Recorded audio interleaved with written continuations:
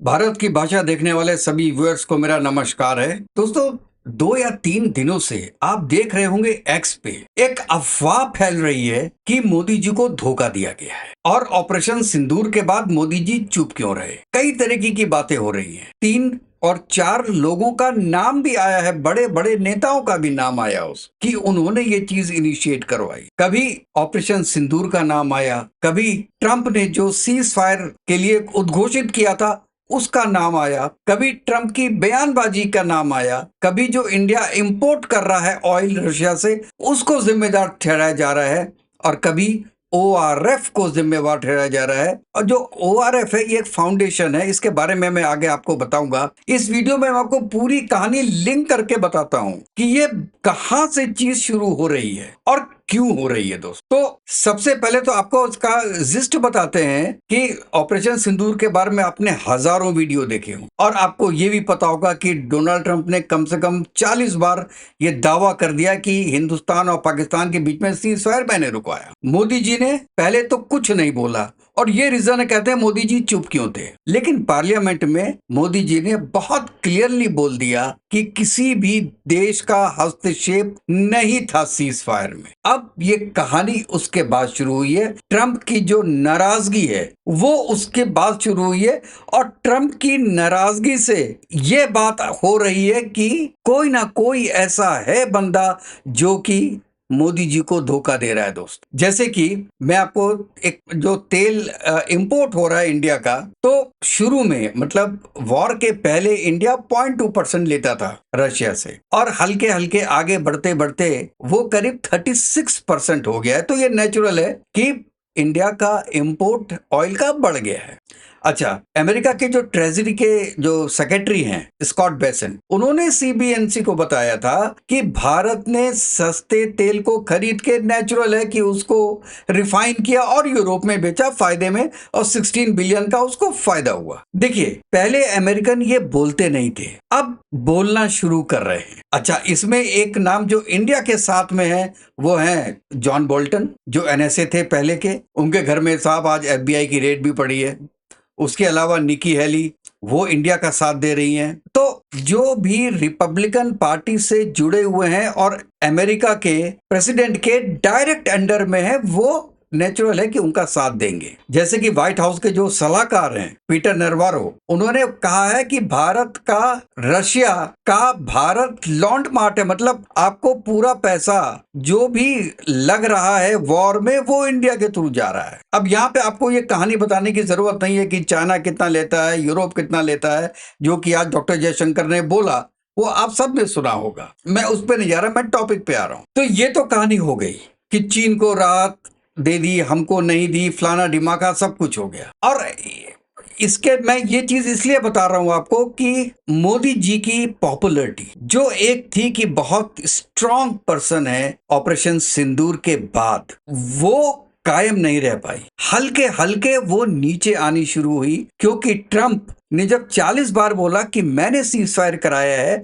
और मोदी जी ने एक बार भी नहीं बोला कि नहीं आपने नहीं कराया डायरेक्ट, तो क्या हुआ, लोग कहने लगे, अपोजिशन कहने लगी कि मोदी जी तो डर गए, मोदी जी अंबानी को बचा रहे हैं, मोदी जी अदानी को बचा रहे हैं, मोदी जी अपने को बचा रहे हैं। तो ऐसे करते करते क्या हुआ कि उसके बाद मोदी जी की जो एक पॉपुलैरिटी है वो जरूर कम हुई है। जब पॉपुलैरिटी थोड़ी सी कम हुई तो भाई साहब ये लोग उठे।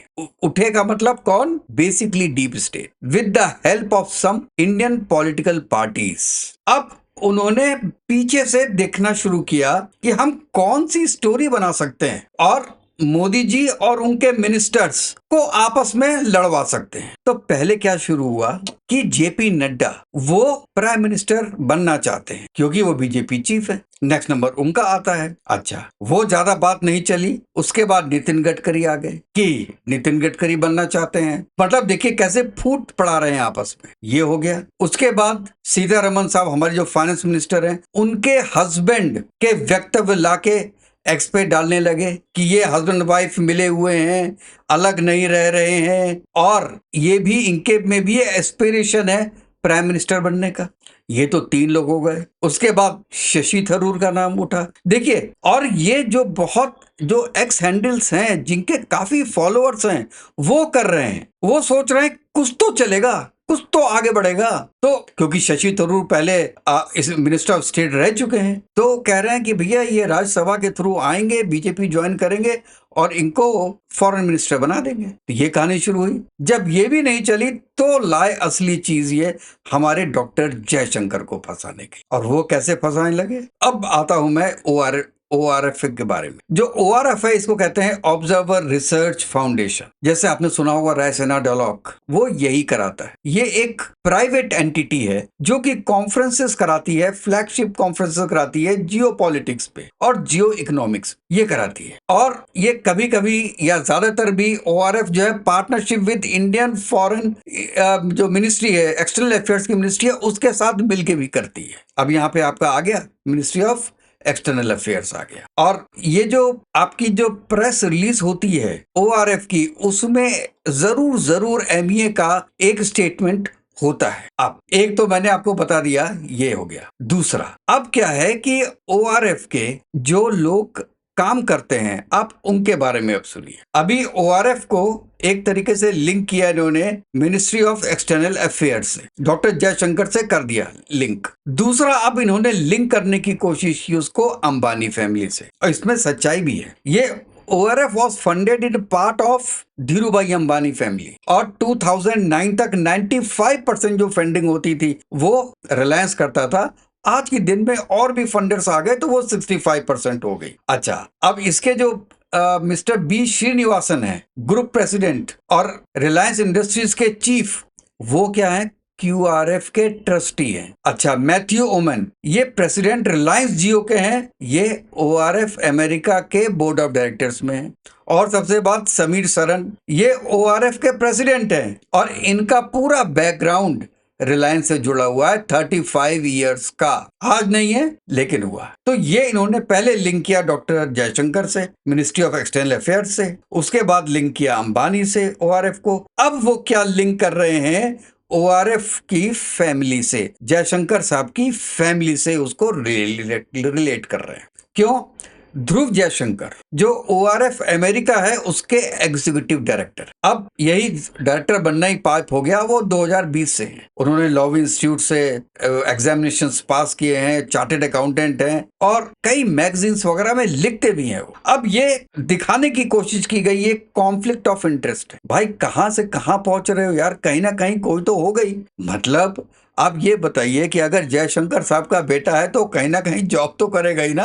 अगर वो टेक्निकल नहीं है तो वो जॉब तो करेगा, और अगर कहीं भी जॉब करेगा तो कहीं डायरेक्ट और इनडायरेक्ट वे में उसका कनेक्शन इंडिया से तो होगा ही होगा। तो ये कोई डायरेक्ट लिंक नहीं है, लेकिन बना दिया गया। और ये कहा गया कि डॉक्टर जयशंकर भी ने मोदी साहब से कहा कि चुप हो जाओ, मत बोलो ट्रंप के बारे में। क्यों? क्योंकि अंबानी फैमिली ऑयल परचेस कर रही है डायरेक्ट, कहां से, रशिया से, उसमें डिस्काउंटेड रेट में, और फिर उसको सेल कर रही है यूरोप में और ओपन मार्केट में हाई प्राइस। और अंबानी फैमिली जानती थी कि कहीं ना कहीं कभी ना कभी ये पंगा होगा, इसलिए वो 2 बार ट्रंप से भी मिले थे। ट्रंप की स्वेरिंग सेरेमनी में भी अंबानी साहब अपनी वाइफ के साथ गए थे। उसके बाद गल्फ में भी एक बार जब आए थे ये ट्रंप साहब, तो अंबानी साहब गए थे अपनी फैमिली के साथ मिलने के लिए। तो 2 बार मिल चुके हैं। उन्होंने कहा कि ये तो 1-on-1 रिलेशंस बन जाएंगे उनसे। उनको पता नहीं है कि ये बंदा सबसे पहले अपने दोस्तों को ही मारता है, जो कि आज ये मोदी साहब के साथ करने की कोशिश कर रहा है। तो इसमें भी वो पास नहीं हो पा रहा है बेसिकली। अच्छा, अब इन्होंने 3 जगह से मिला दिया, और उसके बाद डॉक्टर जयशंकर के बेटे से मिला दिया, और उसके बाद अंबानी से इसलिए मिला दिया कि अंबानी के कहने पे डॉक्टर जयशंकर और डॉक्टर जयशंकर के कहने पे मोदी जी, जो कि डॉक्टर जयशंकर की बहुत सुनते हैं, वो क्या करेंगे साहब, वो चुप रहेंगे और जवाब नहीं देंगे, और वो जवाब नहीं देंगे ट्रंप को। और जब तक ये मामला चलता है तब तक चलने दे। देखिए कहां से कहां मिलाया है उन्होंने। जबकि इस बात इस बात का 1% भी लॉजिक नहीं है। चुप रहना एक स्ट्रेटेजी होती है दोस्तों। आप अमेरिका जैसे सुपर पावर से एकदम जाके लड़ नहीं सकते। आप कैसे लड़ोगे? आपका ये काम है कि आपको 140 करोड़ लोगों को देखना है और उनको देखने के लिए आपको कुछ ना कुछ जरूर सहना पड़ सकता है, जो मोदी जी ने किया। बोलने को वो पहले दिन में बोल सकते थे चौड़े हो गए कि आपने कुछ नहीं किया, लेकिन जब तक सह सकते थे उन्होंने किया। लेकिन जब अपोजिशन ने बहुत ज्यादा प्रेशराइज करना शुरू किया तो उनको बोलना पड़ा और उससे ये पूरी कहानी शुरू हुई है दोस्तों। अंबानी के पर्सनल इंटरेस्ट तो है ही, क्योंकि 16 बिलियन डॉलर कमाए हैं उन्होंने 2022 से आज तक, और जितने कमाए हैं वो पब्लिक में नहीं गए। आपका पेट्रोल डीजल सस्ता हुआ क्या? नहीं हुआ। और यही निर्वाणी बोलते हैं कि इंडिया और चाइना जो ले रहा है क्रूड ऑयल, उसमें ये डिफरेंस है कि चाइना जो ले रहा है उसका यूज कर रहा है और उसने दाम घटाए अपने देश में, फर्स्ट थिंग, और दूसरा उसको एनवायरमेंट के लिए यूज कर रहा है। और इंडिया केवल यूज कर रहा है एक प्राइवेट कंपनी को फायदा पहुंचाने के लिए। और इंडिया में जितनी भी गवर्नमेंट कंपनीज हैं वो बहुत कम लेती हैं क्रूड ऑयल रशिया से। तो अल्टीमेटली जो फायदा हो रहा है वो हो रहा है रिलायंस को और जो दूसरी रिफाइनरी है इनकी, नायग्रा वाली। अच्छा, अब यहाँ पे आ गए कि ये एक क्या कहते हैं, एक लिंक मिल गया, चारों का लिंक मिल गया, तो कह रहे हैं जी ये जयशंकर साहब करा रहे हैं। जबकि मेरे हिसाब से, मैं अपनी राय बताता हूं कि इसमें 0% लॉजिक है। This is a part of tool kit of deep state of USA and Trump is part of that. ये भी नहीं चलेगा। उसके बाद ये अब क्या करेंगे, जो कि उन्होंने 2 केसेस में कर दिया। जो चीफ इलेक्शन कमिश्नर हैं उन पे आ गए कि उनकी दोनों बेटियां आईएएस हैं, तो उनके दोनों दामाद आईएएस हैं, दोनों एक जगह रह रहे हैं, ऐसा नहीं हो सकता।